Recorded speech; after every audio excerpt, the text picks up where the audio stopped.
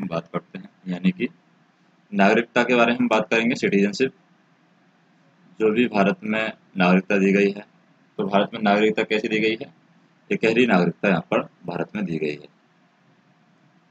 तो बात करते हैं हम नागरिकता, इसका अर्थ क्या है और इसका महत्व क्या है, यानी नागरिकता का अर्थ और महत्व की हम सबसे पहले बात करते हैं।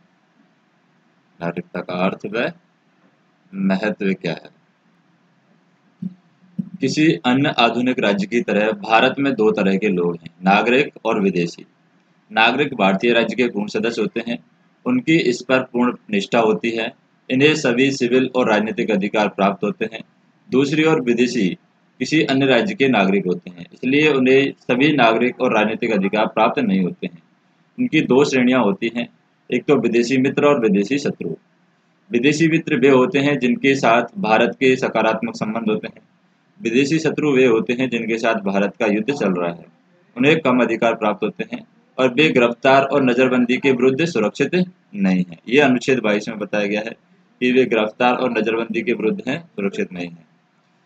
संविधान भारतीय नागरिकों को कुछ अधिकार और कुछ विशेष अधिकार प्रदान करता है, विदेशियों को नहीं है, जैसे कि धर्म, मूल वंश, जाति, लिंग व जन्म के आधार पर विभेद के विरुद्ध अधिकार, ये अनुच्छेद 15 में दिया गया है, जो विदेशियों को नहीं है।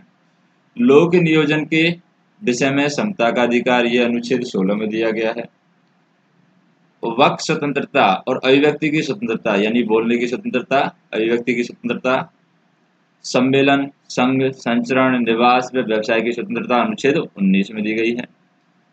संस्कृति और शिक्षा संबंधी अधिकार है, अनुच्छेद 29 से अनुच्छेद 30 के बीच में दिए गए हैं।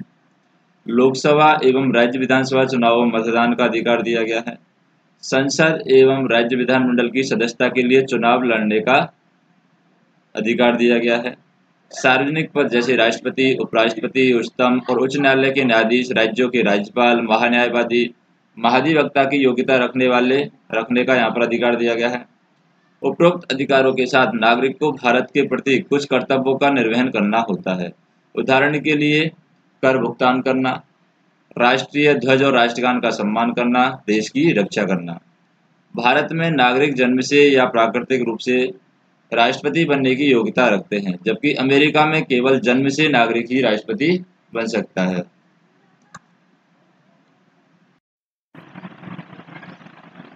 तो यहाँ पर हम देखें कि जो अधिकार यहाँ पर दिए गए हैं वे नागरिकों को भारत के प्रति कुछ कर्तव्यों का निर्वहन करना होता है। उसमें राष्ट्रगान का सम्मान करना, राष्ट्रीय ध्वज का सम्मान करना, कर का भुगतान करना, देश की रक्षा करना आदि दिए गए हैं। तो भारत में नागरिक है जन्म से या प्राकृतिक रूप से राष्ट्रपति बनने की योग्यता रखता है, जबकि अमेरिका में केवल जन्म से नागरिक ही राष्ट्रपति बन सकता है। अब हम बात करें कि संवैधानिक उपबंधों के बारे में। क्या संवैधानिक उपबंध यहाँ पर नागरिकता के लिए किए गए हैं?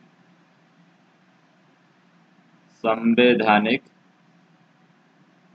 उपबंध, तो संवैधानिक उपबंधों में हम देखते हैं कि संविधान के भाग सेकंड में अनुच्छेद 5 से 11 तक में नागरिकता के बारे में विस्तृत चर्चा की गई है। इस संबंध में इसमें स्थायी और विस्तृत उपबंध नहीं है। यह सिर्फ उन लोगों को पहचान करता है जो संविधान लागू होने के समय यानी 26 जनवरी 1950 को भारत के नागरिक बने थे। इनमें न तो इनके अधिग्रहण और न ही नागरिकता की हानि की चर्चा की गई है। यह संसद को इस बात का अधिकार देता है कि नागरिकता से संबंधित मामले की व्यवस्था करने के लिए कानून बनाए। इसी प्रकार संसद ने नागरिकता अधिनियम 1955 को लागू किया है, जिसका 1957, 60, 85, 86, 1992, 2003, 2005 और 2015 में संशोधन किया है और यहाँ पर 2019 में भी संशोधन किया है। संविधान निर्माण के उपरांत हम बात करें, 26 जनवरी 1950 को संविधान का निर्माण किया गया था। तो संविधान के अनुसार 4 श्रेणियों के लोग हैं भारत के नागरिक बने हैं। पहला, एक व्यक्ति जो भारत का मूल निवासी है और 3 में से कोई एक शर्त पूरा करता है। ये शर्त कौन सी है? यदि उसका जन्म भारत में हुआ हो, या उसके माता पिता में से किसी एक का जन्म भारत में हुआ हो, या फिर संविधान लागू होने के 5 वर्ष पूर्व से भारत में रह रहा हो। दूसरा, एक व्यक्ति होता है जो पाकिस्तान से भारत आया हो और यदि उसके माता पिता दादा दादी अविभाजित भारत में पैदा हुए हों या निम्न में से दो में से कोई एक शर्त वो पूरा करता हो, वह भारत का नागरिक बन सकता है। यदि वह 19 जुलाई 1948 से पूर्व स्थानांतरित हुआ हो, यानी 19 जुलाई 1948 से पूर्व अगर वो स्थानांतरित हुआ है, इसी तिथि को ऐसे स्थानांतरण के लिए परमिट व्यवस्था की लागू किया गया था यहाँ पर, तो उससे पूर्व वो स्थानांतरित हुआ हो, अपने प्रवासन की तिथि से उसने सामान्य भारत में निवास किया हो, और यदि उसने 19 जुलाई 1948 को या उसके बाद भारत में प्रवासन किया हो तो वह भारत के नागरिक के रूप में पंजीकृत हो। लेकिन ऐसे व्यक्ति का पंजीकरण होने के लिए 6 माह तक भारत में निवास आवश्यक है। ये अनुच्छेद 6 में बताया गया है, यानी अनुच्छेद 6 है नागरिकता के बारे में बताता है। एक व्यक्ति जो मार्च 1947 के बाद भारत से पाकिस्तान स्थानांतरित हो गया है लेकिन बाद में फिर भारत में पुनर्वास के लिए लौट आए तो वह भारत का नागरिक बन सकता है। उसे पंजीकरण प्रार्थना पत्र के बाद 6 माह तक रहना होगा। ये अनुच्छेद 7 में बताया गया है। तो स्थानांतरण की यह व्यवस्था है 1 मार्च 1947 के बाद, लेकिन 26 जनवरी 1950 से पहले लागू हुई थी। जो लोग 26 जनवरी 1950 के बाद भारत आए हैं उनकी नागरिकता संबंधी मुद्दे का समाधान है नागरिकता अधिनियम 1955 के तहत किया गया है। फिर हम बात करें कि एक व्यक्ति जो 1 मार्च 1947 के बाद भारत से पाकिस्तान स्थानांतरित हो गया है लेकिन बाद में फिर भारत में पुनर्वास के लिए लौट आया है, वह भारत का नागरिक बन सकता है। उसे पंजीकरण प्रार्थना पत्र के बाद 6 माह तक यहाँ पर रहना होगा। यह अनुच्छेद 7 में बताया गया है। और एक व्यक्ति जिसके माता पिता या दादा दादी अविभाजित भारत में पैदा हुए हों लेकिन वह भारत के बाहर रह रहा हो और फिर भी वह भारत का नागरिक बन सकता है यदि उसने भारत के नागरिक के रूप में पंजीकरण कूटनीतिक के तरीके या फिर पार्षदीय प्रतिनिधि के रूप में आवेदन किया हो। वह व्यवस्था भारत के बाहर रहने वाले भारतीयों के लिए बनाई गई है ताकि वे भारत की नागरिकता ग्रहण कर सके। ये अनुच्छेद 8 में बताया गया है। कुल मिलाकर ये व्यवस्थाएं नागरिकों की चर्चा करती है। व्यक्ति जो भारत का मूल निवासी हो, व्यक्ति पाकिस्तान से स्थानांतरित हुआ हो या व्यक्ति पाकिस्तान स्थानांतरित हुआ हो, यानी पाकिस्तान गया हो या पाकिस्तान से आया हो लेकिन बाद में लौट आया हो, भारतीय मूल का व्यक्ति जो बाहर रह रहा हो। तो नागरिक संबंधी अन्य संवैधानिक प्रावधान इस प्रकार हैं कि वह व्यक्ति भारत का नागरिक नहीं होगा जो भारत का नागरिक नहीं माना जाएगा जो स्वेच्छा से किसी अन्य देश की नागरिकता ग्रहण कर लेता है। ये अनुच्छेद 9 में बताया गया है। प्रत्येक व्यक्ति जो भारत का नागरिक है या समझा जाता है यदि संसद इस प्रकार के किसी विधान का निर्माण करे तो यह अनुच्छेद 10 में बताया गया है। और संसद को यह अधिकार है कि वह नागरिकता के अर्जन और समाप्ति के लिए नागरिकता से संबंधित अन्य सभी विषयों के संबंध में विधि बना सकती है, नियम बना सकती है। यह अनुच्छेद 11 में बताया गया है कि नागरिकता के नियम में संशोधन किया सकता है। अब बात करते हैं हम नागरिकता अधिनियम 1955 के बारे में। नागरिकता अधिनियम 1955। नागरिकता अधिनियम 1955 की हम बात करते हैं। नागरिकता अधिनियम 1955 संविधान लागू होने के बाद अर्जन एवं समाप्ति के बारे में उपबंध करता है। इस अधिनियम को अब तक 8 बार संशोधित किया जा चुका है, अभी 9वीं बार भी कर दिया है 2019 में। नागरिकता संशोधन अधिनियम 1957, फिर निरस्त एवं संशोधन अधिनियम 1960, फिर नागरिकता संशोधन अधिनियम 1985, नागरिकता संशोधन अधिनियम 1986, 1992, 2003, 2005 और 2015 और 2019। मूल रूप से नागरिक अधिनियम 1955 ने ही राष्ट्रमंडल नागरिकता प्रदान की है, लेकिन इस प्रावधान को नागरिकता अधिनियम 2003 के द्वारा निरस्त कर दिया गया था। नागरिकता के अर्जन की हम बात करें, यानी नागरिकता किस प्रकार से प्राप्त की जा सकती है, तो नागरिकता का अर्जन हम देखते हैं।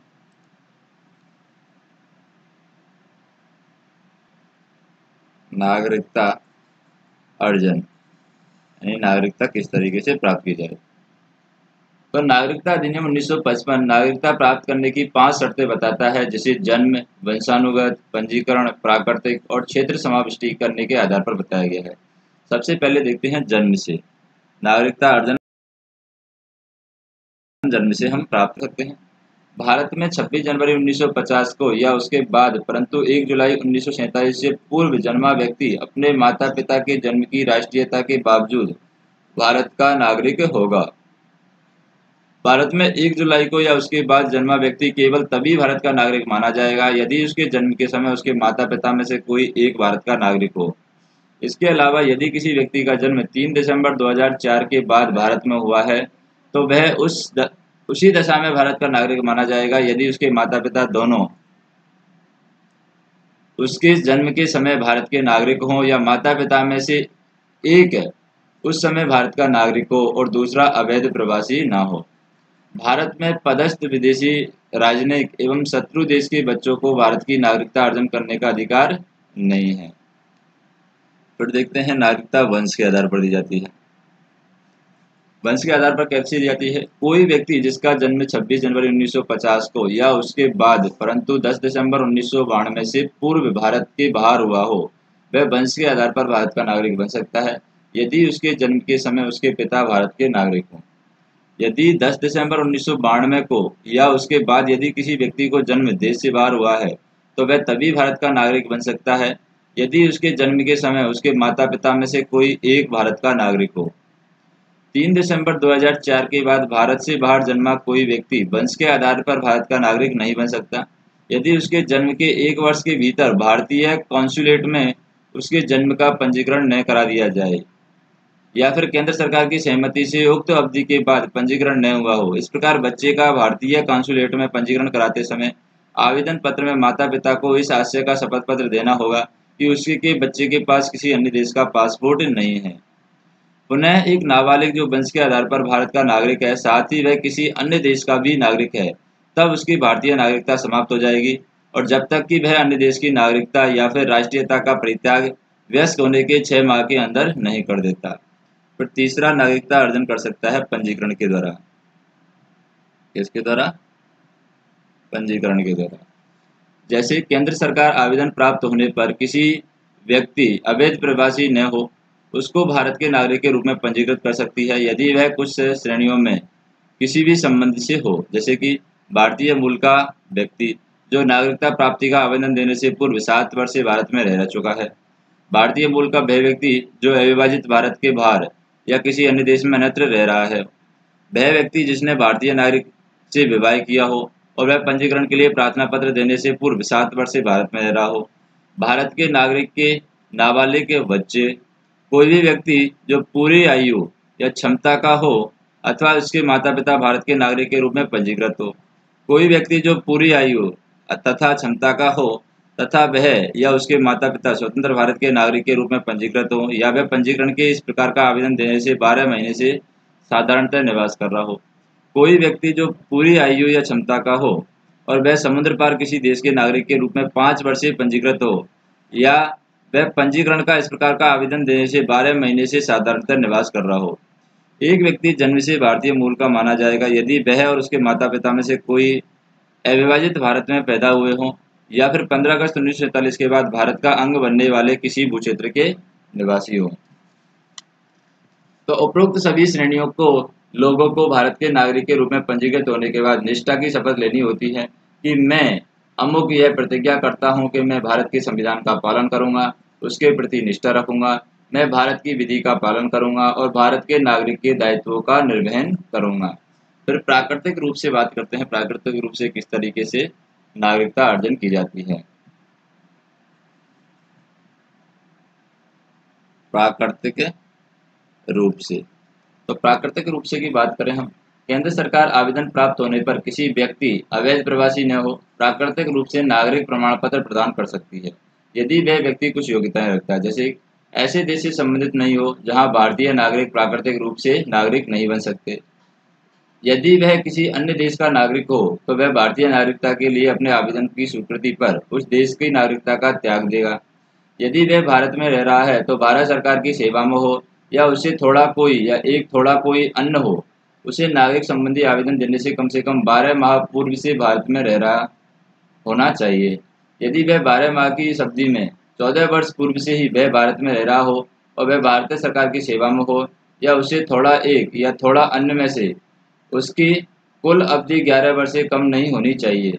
उसका चरित्र अच्छा होना चाहिए। वह संविधान की 8वीं अनुसूची में उल्लेखित भाषाओं का अच्छा ज्ञाता होना चाहिए। तो संविधान की 8वीं अनुसूची में जो भाषाएं दे रखी है यहाँ पर वो कौन कौन सी भाषाएं हैं? संविधान की 8वीं अनुसूची में वर्तमान 22 भाषाएं हैं, जो मूलतः 14 को यहाँ पर शामिल किया गया है। और उसे प्राकृतिक रूप से नागरिकता का प्रमाण पत्र दिए जाने की स्थिति में वह भारत में रहने का इच्छुक हो और वह भारत सरकार सेवा या किसी अंतर्राष्ट्रीय संगठन में जिसका भारत सदस्य हो या भारत में स्थापित किसी सोसाइटी, कंपनी या व्यक्तियों के निकाय में प्रवेश या उसे जारी रखे। हालांकि भारत सरकार उपरोक्त प्राकृतिक शर्तों के मामले में एक और सभी पर दावा हटा सकती है यदि व्यक्ति की विशेष सेवा विज्ञान, दर्शन, कला, साहित्य, विश्व शांति या मानव उन्नति से संबंध हो। इस प्रकार से नागरिक बने हर व्यक्ति को भारत के संविधान के प्रति निष्ठा की शपथ लेनी होती है। फिर बात करते हैं क्षेत्र समाविष्टि के द्वारा नागरिकता व्यक्ति अर्जित कर जा सकता है। क्षेत्र समाविष्टि के द्वारा, तो क्षेत्र समाविष्टि की बात करें हम, किसी विदेशी क्षेत्र द्वारा भारत का हिस्सा बनने पर भारत सरकार उस क्षेत्र से संबंधित विशिष्ट व्यक्तियों को भारत का नागरिक घोषित करती है। ऐसे व्यक्ति उल्लेखित तारीख से भारत के नागरिक होते हैं। उदाहरण के लिए, जब पांडिचेरी भारत का हिस्सा बना तो भारत सरकार ने नागरिकता आदेश 1962 जारी किया था और यह आदेश नागरिकता अधिनियम 1955 के तहत जारी किया गया था। असम समझौते से आच्छादित व्यक्तियों के लिए नागरिकता का विशेष प्रावधान नागरिकता अधिनियम 1985, असम समझौता विदेशी मुद्दों पर आच्छादित व्यक्तियों को नागरिकता के लिए कुछ निम्नलिखित विशेष प्रावधान करता है। भारतीय मूल के सभी व्यक्ति जो 1 जनवरी 1966 के पहले बांग्लादेश से असम आए हैं, जो अपने प्रवेश के बाद से ही साधारणतः असम के निवासी हैं, उनको 1 जनवरी 1966 से भारत का नागरिक मान लिया जाएगा। भारतीय मूल का प्रत्येक व्यक्ति जो 1 जनवरी 1966 को या उसके बाद लेकिन 25 मार्च 1971 के पहले बांग्लादेश से असम आया है और अपने प्रवेश के समय से ही साधारण असम का निवासी है और जिसे विदेशी के रूप में पहचाना गया है, स्वयं को निबंधित करता है, ऐसा निबंधित व्यक्ति भारत का नागरिक मान लिया जाएगा। सभी उद्देश्यों के लिए विदेशों के रूप में पहचाने जाने के बाद 10 वर्षों की अवधि की समाप्ति की तारीख के बीच, लेकिन इस 10 वर्षों के बीच की अवधि में उसे भारत के नागरिक के समान ही अधिकार होंगे, लेकिन मत देने का अधिकार उसे नहीं होगा। फिर हम बात करें नागरिकता की समाप्ति के बारे में, यानी नागरिकता की समाप्ति कब कब की जा सकती है। नागरिकता की समाप्ति,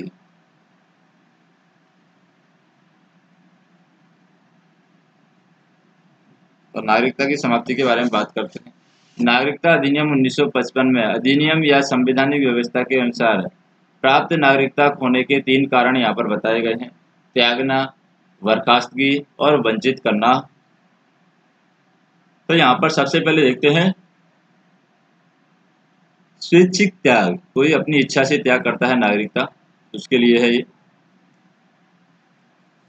स्वैच्छिक त्याग। एक भारतीय नागरिक जो पूर्ण आयु या फिर क्षमता का हो, ऐसी घोषणा के उपरांत वह भारत का नागरिक नहीं रहता है, अपनी नागरिकता को त्याग सकता है। यदि इस तरह की घोषणा तब हो जब भारत युद्ध में व्यस्त हो, तो केंद्र सरकार उसके पंजीकरण को एक तरफा रख सकती है। जब कोई व्यक्ति अपनी नागरिकता का परित्याग करता है तो उस व्यक्ति का प्रत्येक नाबालिग बच्चा भारतीय नागरिक नहीं रहता है। यद्यपि इस तरह के बच्चे को उम्र 18 वर्ष तक भारतीय होने पर वह भारतीय नागरिक बन सकता है। फिर बर्खास्तगी के द्वारा की भी हम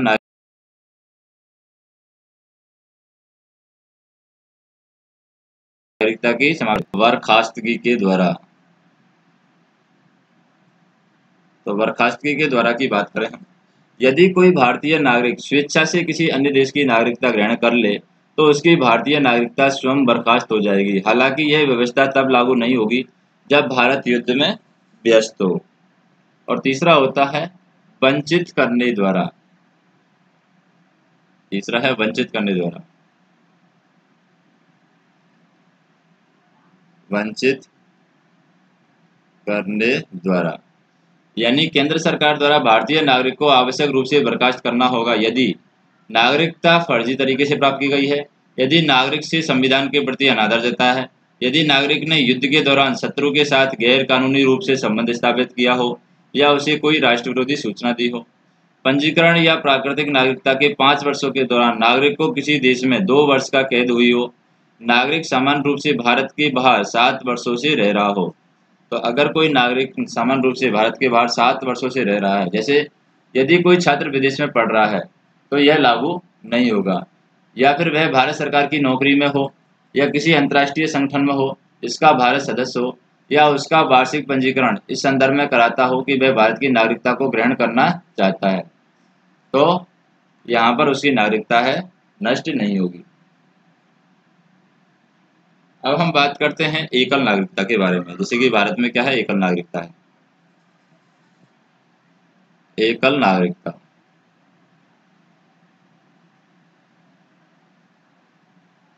तो एकल नागरिकता क्या कहती है? यद्यपि भारतीय संविधान संघीय है, इसने दोहरी राज्य पद्धति केंद्र एवं राज्य को अपनाया है, लेकिन इसमें केवल एकल नागरिकता की व्यवस्था की गई है। अर्थात भारतीय नागरिकता, यहाँ राज्यों के लिए कोई पृथक नागरिकता की व्यवस्था नहीं है। अन्य संघीय राज्य जैसे कि अमेरिका, स्विट्जरलैंड में दोहरी नागरिकता व्यवस्था को अपनाया गया है। अमेरिका में प्रत्येक व्यक्ति न केवल अमेरिका का नागरिक है बल्कि वह उस राज्य के विशेष का भी नागरिक है जहाँ वह रहता है। इस तरह उसे दोहरी नागरिकता प्राप्त है। इसी संदर्भ में उसे राष्ट्रीय सरकार और राज्य सरकार के दोहरे अधिकार प्राप्त होते हैं। यह व्यवस्था भेदभाव की समस्या पैदा कर सकती है, जैसा कि राज्य अपने नागरिकों के प्रति भेदभाव बरत सकता है, और यह भेदभाव मताधिकार, सार्वजनिक पदों, व्यवसाय आदि को लेकर हो सकता है। ऐसी समस्या को दूर करने के लिए ही भारत में एकल नागरिकता की व्यवस्था को अपनाया गया है। भारत में सभी नागरिकों को, चाहे उसका जन्म कहीं और निवासी कहीं हो, पूरे देश में समान नागरिक अधिकार प्राप्त होते हैं। उनके बीच किसी प्रकार का भेदभाव नहीं किया जाता है। हालांकि भेदभाव रहित इस व्यवस्था में कुछ अपवाद भी हैं। जैसे संसद की बात करें, अनुच्छेद 16 के तहत बताया गया है, संसद ऐसी व्यवस्था कर सकती है कि किसी राज्य विशेष में रहने वाले लोगों को कुछ नौकरियां और नियुक्तियों में अलग सुविधा मिले। यह सुविधा उस राज्य या केंद्र शासित क्षेत्र के तहत स्थानीय एवं अन्य प्रशासन के तहत हो सकती है। संसद ने इसी से संबंधित सार्वजनिक रोजगार यानी निवासी के रूप में जरूरत अधिनियम 1957 को प्रभावी बनाया है। भारत सरकार को यह अधिकार दिया गया है कि गैर राजपत्रित पदों पर नियुक्ति के लिए आंध्र प्रदेश, हिमाचल प्रदेश और मणिपुर, त्रिपुरा के लिए निवासियों की अनिवार्यता करे, जैसा कि वह अधिकतम 1974 में यहाँ पर समाप्त हो गया था। उसके बाद आंध्र प्रदेश और तेलंगाना को छोड़कर किसी भी राज्य में ऐसी व्यवस्था यहाँ पर नहीं है। तो आंध्र प्रदेश और तेलंगाना में क्यों व्यवस्था की गई है? 32वें संविधान संशोधन अधिनियम 1973 के तहत है। आंध्र प्रदेश में अनुच्छेद 371 घ को यहाँ पर शामिल किया गया है और अनुच्छेद 371 घ को तेलंगाना राज्य तक विस्तारित कर दिया गया है। आंध्र प्रदेश पुनर्गठन अधिनियम 2014 के द्वारा इसको बढ़ाया गया है। फिर हम बात करते हैं यहाँ पर कि संविधान अनुच्छेद 15 के द्वारा किसी भी नागरिक के खिलाफ धर्म, मूल, वंश, जाति, लिंग, जन्म स्थान या निवास के आधार पर भेदभाव करने पर प्रतिबंध लगाता है। इसका अभिप्राय है कि निवास के आधार पर राज्य किसी को विशेष अधिकार या विशेष सुविधा दे तो सकता है, जो कि संविधान द्वारा दिए गए अधिकारों के सीमा क्षेत्र में आने वाला मामला न हो। उदाहरण के लिए एक राज्य अपने निवासियों के लिए शैक्षणिक शुल्क में छूट दे सकता है। फिर बात करते हैं निवास एवं घुमंतु की स्वतंत्रता यानी घूमने की स्वतंत्रता। अनुच्छेद 19 के अंतर्गत ये दी गई है। अनुसूचित जनजातियों के हित में सुरक्षा का विषय है। दूसरे शब्दों में जनजातीय क्षेत्रों में प्रवेश और निवास प्रतिबंधित है। निश्चित रूप से ऐसी व्यवस्था उनकी विशेष संस्कृति, भाषा, रिवाज आदि को बचाने के लिए किया गया है। यही नहीं, यह व्यवस्था उनकी संपत्ति और परंपरा को बचाने और उनके शोषण के विरुद्ध सुरक्षा कवच भी प्रदान करता है। जम्मू कश्मीर के मामले में राज्य विधानमंडल को यह शक्ति दी गई है कि वह स्थायी निवासियों की व्याख्या करे, राज्य सरकार के तहत रोजगार और अधिकार के मामले में उन्हें विशेष सुविधाएं दें। ये सुविधाएं राज्य में संपत्ति अधिग्रहण, राज्य में निवास और छात्रवृत्ति व अन्य सरकारी व्यवस्थाओं के अनुसार हो सकती हैं। तो जम्मू कश्मीर में संविधान अनुच्छेद जम्मू कश्मीर के लिए प्रयोग किया गया है। 1954 में अनुच्छेद 35 के अंदर इसको जोड़ा गया है। इसे भारत के राष्ट्रपति द्वारा संविधान के अनुच्छेद 370 के तहत जारी किया गया था। फिर बात करें, भारत का संविधान कनाडा की तरह एकल नागरिकता का उपबंध करता है। एकीकृत अधिकार कुछ मामलों को छोड़कर प्रदान करता है। यह व्यवस्था भाईचारे और लोगों के बीच एकता बनाए रखने के लिए की गई है, ताकि एक शक्तिशाली भारतीय राष्ट्र की स्थापना हो सके। इसके बावजूद भारत में सांप्रदायिक दंगे, वर्ग संघर्ष, जातीय युद्ध, भाषाई विवाद आदि होते रहते हैं। इस तरह के संविधान निर्माताओं का एकीकृत भारतीय राष्ट्र निर्माण का लक्ष्य पूरा नहीं किया जा सकता। फिर विदेशी भारतीय नागरिकता की बात करते हैं, यानी विदेशी लोग हैं भारतीय नागरिकता किस तरीके से ग्रहण कर सकते हैं। विदेशी भारतीय नागरिकता, विदेशी भारतीय नागरिकता की बात करते हैं। सितंबर 2000 में भारत सरकार ने भारतीय डायस्पोरा पर LM सिंघवी की अध्यक्षता में एक उच्च स्तरीय समिति का गठन किया और कमेटी को वैश्विक भारतीय डायस्पोरा के व्यापक अध्ययन करने और उसके साथ रचनात्मक संबंध बनाने के उपायों पर अनुशंसा देने का कार्य यहाँ पर सौंपा गया है। समिति ने अपनी रिपोर्ट जनवरी 2002 में सौंपी है और इसके नागरिक अधिनियम 1955 में संशोधन की सिफारिश की ताकि भारतीय मूल के व्यक्तियों को दोहरी नागरिकता प्रदान की जा सके, लेकिन कुछ विशेष देशों के रहने वालों को ही यहाँ पर। उसी के अनुसार नागरिकता अधिनियम 2003 में विदेशी भारतीय नागरिकता का प्रावधान किया गया है। 16 निर्दिष्ट देशों के PIO यानी कि भारतीय मूल के व्यक्तियों के लिए पाकिस्तान और बांग्लादेश को छोड़ करके यह अधिनियम से पूर्व मुख्य अधिनियम के राष्ट्रमंडल नागरिकता से संबंधित सभी प्रावधान यहाँ पर हटा लिए गए हैं। बाद में नागरिकता अधिनियम 2005 में सभी देशों के भारतीय मूल के व्यक्तियों को विदेशी भारतीय नागरिकता प्रदान करने यानी बांग्लादेश और पाकिस्तान को इसमें छोड़ देते हैं प्रावधान के लिए, जब तक कि उसके गृह देश स्थानीय कानून के अनुसार दोहरी नागरिकता प्रदान करते हों। पुनः नागरिकता अधिनियम 2015 ने मुख्य अधिनियम में विदेशी भारतीय नागरिकता संबंधी प्रावधानों को संशोधित कर दिया है और इसमें OCI जो भारतीय विदेशी नागरिकता है, overseas citizen of India card holder के नाम से एक नई योजना शुरू की है जिसमें PIO कार्ड स्कीम और OCI कार्ड स्कीम को मिलाकर के बनाया गया है। PIO कार्ड स्कीम को यहाँ पर 9 अगस्त 2002 से शुरू किया गया था और उसके बाद OCI कार्ड स्कीम है 1 दिसंबर 2005 में शुरू की गई।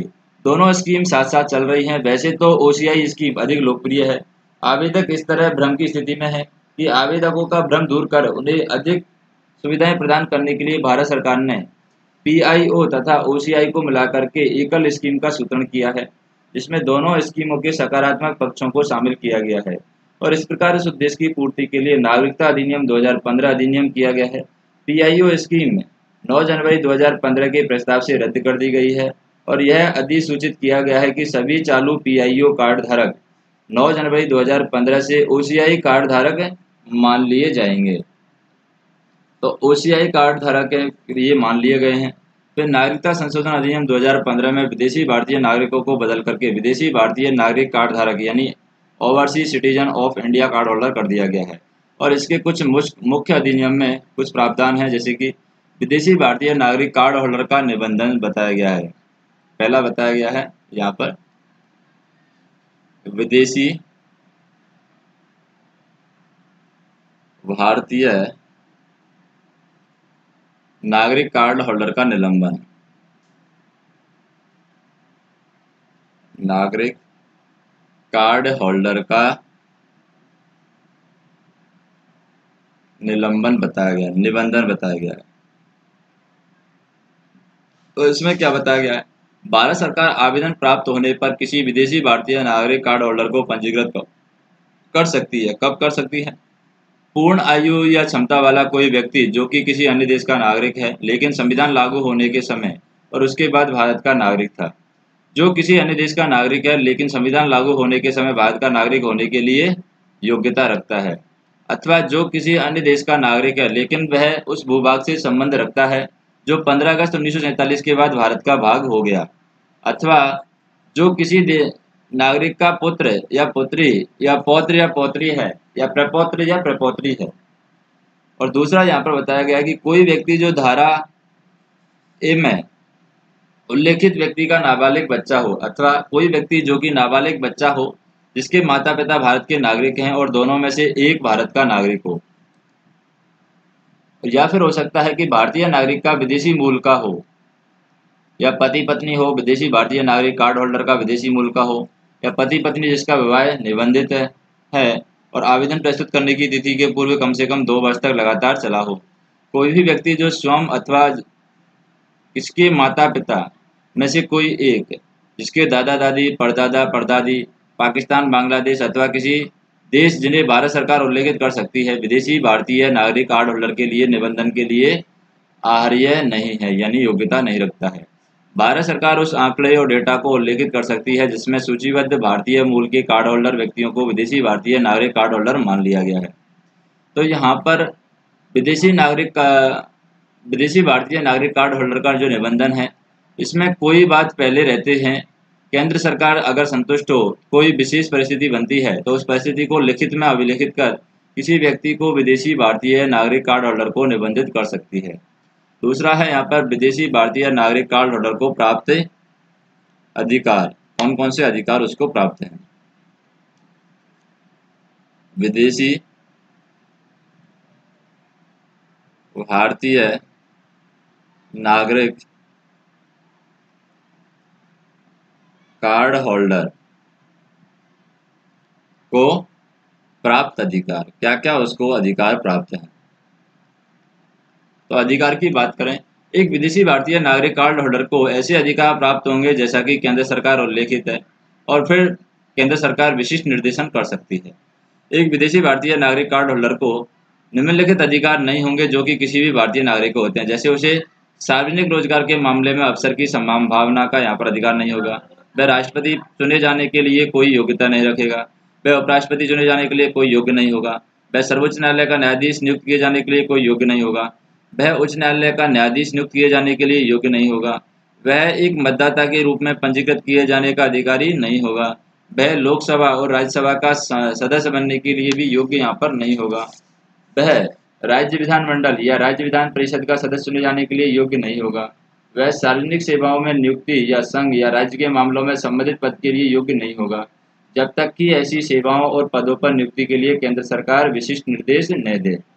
तीसरा, यहाँ पर विदेशी भारतीय नागरिक कार्ड का परित्याग कर सकता है।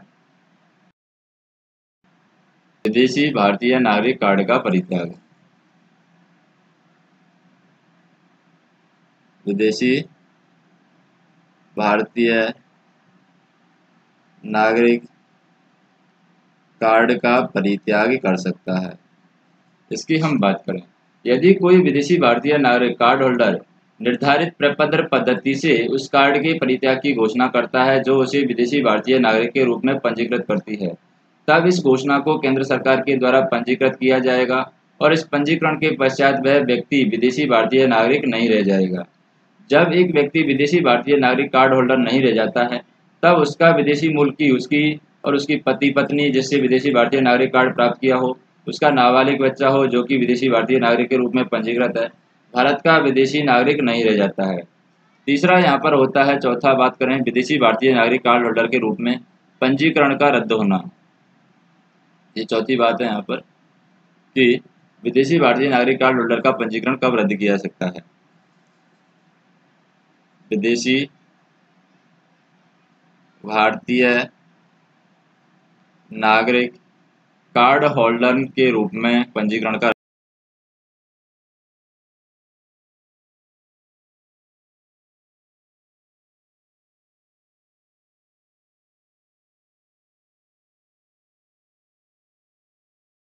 रद्द होना। बात करें कि कार्ड होल्डर पंजीकरण का रद्द कब से हो सकता है।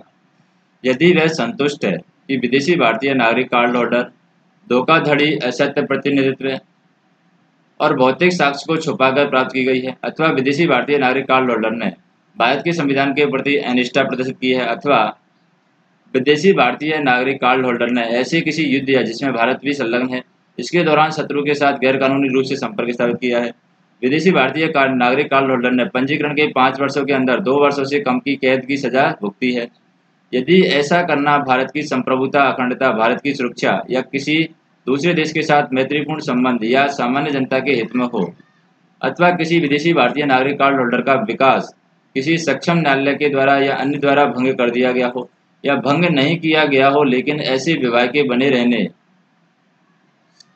बने रहते ही उसने किसी के साथ विवाह कर लिया हो।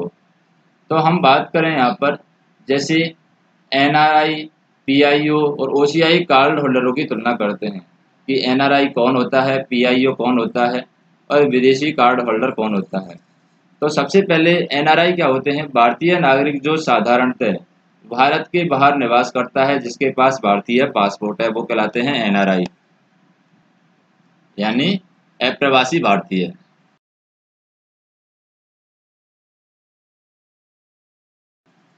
एक होते हैं भारतीय मूल के व्यक्ति यानी PIO,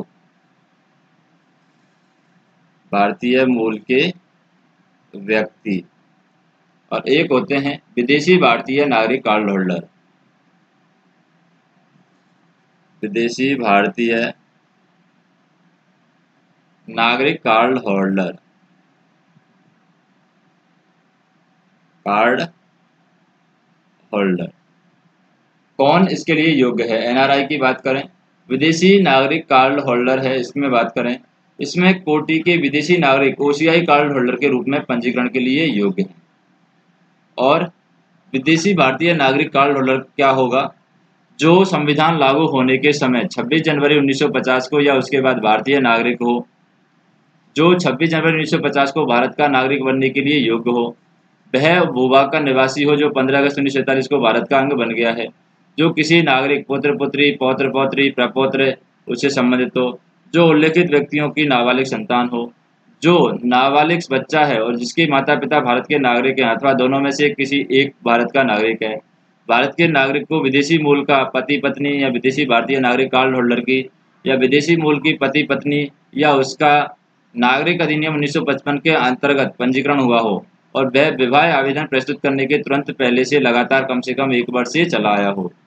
अब इसकी प्राप्ति कैसे होती है? जैसे कि हम बात करें NRI और PIO की, तो प्राप्ति करने की जरूरत ही नहीं है, लेकिन OCI की प्राप्ति की बात करें, योग्य व्यक्ति ऑनलाइन आवेदन कर सकता है। कहाँ पर आवेदन करना चाहिए? तो उस समय तक जब तक कि ऑनलाइन भुगतान सुविधा आरंभ होती है, इसके निर्देशों का पालन करना चाहिए। ऑनलाइन आवेदन का प्रिंट आउट हर प्रकार से पूर्ण करके संलग्न के साथ डिमांड ड्राफ्ट और फोटो की 2 प्रतियां सहित भारतीय मिशन पोस्ट जिसका उस देश के अंदर क्षेत्राधिकार हो जहां का आवेदक नागरिक है, या यदि वह अपनी नागरिकता के देश में नहीं रह रहा है तो भारतीय मिशन पोस्ट जिसका क्षेत्राधिकार उस देश में हो या जिसका आवेदक साधारणतः एक निवासी है, उसमें वो भेज सकता है।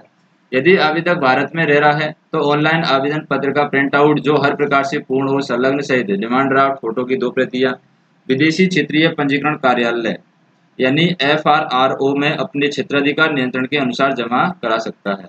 शुल्क की बात करें हम तो OCI के लिए शुल्क क्या है? यदि आवेदन अन्य देशों के स्थित भारतीय मिशन पोस्ट में जमा किया जाता है, $$ 275 और स्थानीय मुद्रा के समतुल्य हो। यदि आवेदन भारत में जमा किया जाता है तो 15,000 है। जिन देशों के नागरिक योग्य हैं तो उसकी बात करें, कोई भी व्यक्ति जो स्वयं या उसके माता पिता, एक दादा दादी, परदादा परदादी, कोई एक पाकिस्तानी, बांग्लादेश या अन्य किसी देश के बारे में केंद्र सरकार से विशिष्ट निर्देश दिया हो, उसका नागरिक है या रहा हो, तो विदेशी भारतीय नागरिक कार्ड होल्डर के रूप में पंजीकरण के लिए योग्य नहीं होगा। क्या लाभ प्राप्त होते हैं? NRI को क्या लाभ प्राप्त होते हैं, यानी अप्रवासी भारतीय को क्या लाभ प्राप्त होते हैं? सभी लाभ जो भारतीय नागरिकों को प्राप्त हैं, जैसे कि भारत सरकार समय समय पर अधिसूचना जारी करती है, और भारतीय मूल के जो व्यक्ति हैं उनको कोई विशेष लाभ नहीं होता है, लेकिन विदेशी भारतीय नागरिक कार्ड होल्डर हैं उनको कुछ लाभ होते हैं, जैसे कि वह प्रविष्टि वाला आजीवन वीजा भारत कर आने के लिए चाहे किसी भी उद्देश्य से हो। हालांकि OCI कार्ड होल्डर को भारत में शोध कार्य के लिए विशेष अनुमति लेनी होगी।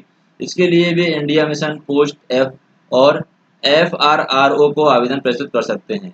एक RRO यानी कि FRRO की बात करें हम, FRRO अथवा FRO के साथ पंजीकरण से छूट भारत में कितने भी लंबे ठहराव के लिए हो सकती है। अप्रवासी भारतीय के अलावा आर्थिक, वित्तीय और शैक्षिक क्षेत्र में उपलब्ध हर सुविधा में बराबरी, लेकिन कृषि और बागान परिसंपत्तियों के अधिग्रहण को मामले को छोड़कर हर सुविधा में बराबर का अधिकार है। विदेशी कार्ड होल्डर की बात करें, इसको और क्या लाभ है?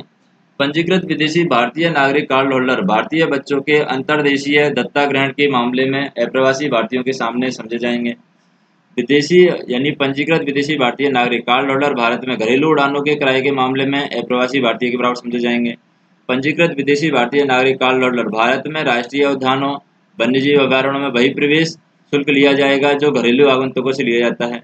अप्रवासी भारतीयों के साथ जो संबंध है, राष्ट्रीय संग्रहालयों, ऐतिहासिक स्थलों आदि के लिए प्रवेश शुल्क, और व्यवसाय के लिए बात करें जैसे डॉक्टरी, डेंटिस्ट, नर्स, फार्मासिस्ट, वकील, वास्तुकार, chartered account, all India pre medical test और अन्य परीक्षाओं में योग्य करने हेतु भाग ले सकता है और प्रासंगिक कानूनों में निहित प्रावधानों के अनुपालन कर सकता है। राज्य सरकार को सुनिश्चित करना चाहिए कि OCI कार्ड होल्डर पंजीकरण उनको प्रदान की जाने वाली किसी भी सेवा के लिए उनके पहचान पत्र के रूप में व्यवहारित हो। यदि आवास के प्रमाण पत्र की आवश्यकता हो तो ओसीआई कार्ड होल्डर को यह शपथ पत्र दाखिल कर सकता है कि कोई विशेष पता भारत में उसके आवास स्थान के रूप में होना चाहिए। क्या उसे भारत आने के लिए वीजा की आवश्यकता है? तो एनआरआई को वीजा की आवश्यकता नहीं है। प्रवासी जो भारतीय है उसको वीजा की आवश्यकता नहीं है। भारतीय मूल के हैं उनको वीजा की आवश्यकता है। और जो विदेशी भारतीय नागरिक कार्ड होल्डर हैं जीवन भर बिना वीजा के भारत आ जा सकता है। फिर बात करें क्या भारत में स्थानीय पुलिस प्राधिकारियों के साथ निबंधित होने की आवश्यकता है? तो एनआरआई को नहीं है। भारतीय मूल के हैं हाँ, यदि वह ठहरने की अवधि 180 दिन से अधिक हो। और विदेशी जो भारतीय नागरिक कार्ड होल्डर है ओसीआई है उनको नहीं है। भारत में कौन सी गतिविधियां शुरू की जा सकती हैं? तो एनआरआई है, प्रवासी भारतीय हैं, सभी गतिविधियां शुरू कर सकते हैं। भारतीय मूल के व्यक्ति हैं, वीजा के प्रकार के अनुसार गतिविधियां करेंगे। और विदेशी भारतीय नागरिक हैं, सभी गतिविधियां, लेकिन शोधकर्ता को छोड़कर, जिसके लिए भारतीय मिशन पोस्ट एफआरआर से विशेष अनुमति की आवश्यकता होती है। कोई व्यक्ति भारतीय नागरिकता कैसे प्राप्त कर सकता है? अगर एनआरआई है तो वह एक भारतीय नागरिक है। भारतीय मूल का व्यक्ति है तो नागरिक अधिनियम 1955 के अनुसार उसे पंजीकरण आवेदन करने की तिथि से 7 वर्ष पूर्व तक साधारणतः भारत में निवास करना होगा। और विदेशी भारतीय नागरिक कार्ड होल्डर की बात करें, नागरिक अधिनियम 1955 के अनुसार कोई व्यक्ति यदि ओसीआई कार्ड होल्डर के रूप में 5 वर्ष के लिए पंजीकरण करता है तो नागरिक पंजीकरण आवेदन के पहले लगातार 12 माह तक साधारणतः भारत में निवास करता हो। फिर नागरिकता से संबंधित अनुच्छेद की अगर हम बात करें, जो 5वें अनुच्छेद में बताया गया कि संविधान लागू होने के समय नागरिक होना चाहिए। 6वें अनुच्छेद में बताया गया कुछ वैसे व्यक्तियों की नागरिकता अधिकार दिए गए हैं जिन्होंने पाकिस्तान से भारत में प्रवासन किया है। 7वें अनुच्छेद में बताया गया है कि पाकिस्तान के प्रवासित व्यक्तियों को नागरिकता अधिकार दिया गया है। 8वें अनुच्छेद में भारतीय मूल के वैसे लोगों को नागरिकता अधिकार दिया गया है जो भारत के बाहर विकास कर रहे हैं या निवास कर रहे हैं। 9वें अनुच्छेद में जो व्यक्ति स्वेच्छा से विदेशी राज्यों की नागरिकता प्राप्त कर रहे हैं उन्हें नागरिकता नहीं मिल सकती। 10वें अनुच्छेद में नागरिक अधिकार की निरंतरता बताई गई है। और 11वें अनुच्छेद में संसद द्वारा कानून बना करके नागरिक अधिकारों का नियमन बताया गया है। अब नागरिकता अधिनियम 1955 की बात करें जो कि 2015 में संशोधित किया गया है, उसमें धारा दी गई है। पहले में संक्षिप्त शीर्षक दिया गया है, दूसरे में उसकी व्याख्या की गई है। नागरिकता ग्रहण की एक बात यहाँ पर बताई गई है। तीसरी धारा में जन्म से नागरिकता, चौथी धारा में वंश से नागरिकता, 5वीं में पंजीकरण से नागरिकता, 6वीं में प्रकटीकरण से नागरिकता और 6A में बताया गया है कि असम समझौते से आमृत व्यक्तियों की नागरिकता संबंधी विशेष प्रावधान है। 7वीं में भूभाग सम्मिलितीकरण से नागरिकता दी गई है। 7A में विदेशी नागरिकता के बारे में बताया गया है। 7A, B, C, D में विदेशी नागरिकता के बारे में बताया गया है कि विदेशी भारतीय नागरिक कार्ड होल्डर का पंजीकरण। 7B में विदेशी भारतीय नागरिक कार्ड होल्डर को अधिकार प्रदान करना। 7C में विदेशी भारतीय नागरिक कार्ड होल्डर का परित्याग करना। 7D में विदेशी भारतीय नागरिक कार्ड होल्डर के रूप में पंजीकरण रद्द करना। फिर नागरिकता की समाप्ति के बारे में अनुच्छेद 8 में बताया गया है, नागरिकता का परित्याग करना। अनुच्छेद 9 में नागरिकता को यहाँ पर समाप्त करना, ये धारा में बताया गया, अनुच्छेद में नहीं है। धारा 8 में नागरिकता का परित्याग करना, धारा 9 में नागरिकता को समाप्त करना, धारा 10 में नागरिकता से वंचित करना और फिर धारा 11 में राष्ट्रमंडलीय नागरिकता निरस्त करना हो सकता है। धारा 12 में कपीतीय देशों के नागरिकों को भारतीय नागरिक के समान अधिकार देना। धारा 13 में संदेह की स्थिति में नागरिकता प्रमाण पत्र। धारा 14 में धारा 5, 6 और 7A के अंतर्गत जो भी आवेदन है उनको निस्तारण करना, यानी कि उनका निस्तारण करना। 14A में राष्ट्रीय पहचान पत्र जारी करना और धारा 15 में पुनरीक्षण, धारा 16 में शक्ति का प्रतिविधान और धारा 17 में अपराध और धारा 18 में कानून बनाने की शक्ति और धारा 19 में यहाँ पर निरस्त करने की बात बताई गई है। और नागरिकता अधिनियम 1955 की अनुसूचियों के बारे में बात करें, पहली अनुसूची है उसमें राष्ट्रमंडल देशों से संबंधित देशों की सूची बताई गई है। दूसरी अनुसूची में निष्ठा की शपथ बताई गई है। तीसरी अनुसूची में प्रकटीकरण के लिए योग्यता बताया गया है और चौथी अनुसूची में विदेशी नागरिकों से संबंधित देश के बारे में बताया गया है कि 2005 के संशोधन द्वारा उसका निरस्त किया गया है। अब नेक्स्ट ऑडियो लेक्चर के अंदर हम देखेंगे मूल अधिकारों के बारे में जो फंडामेंटल राइट भारत के लोगों को दिए गए हैं।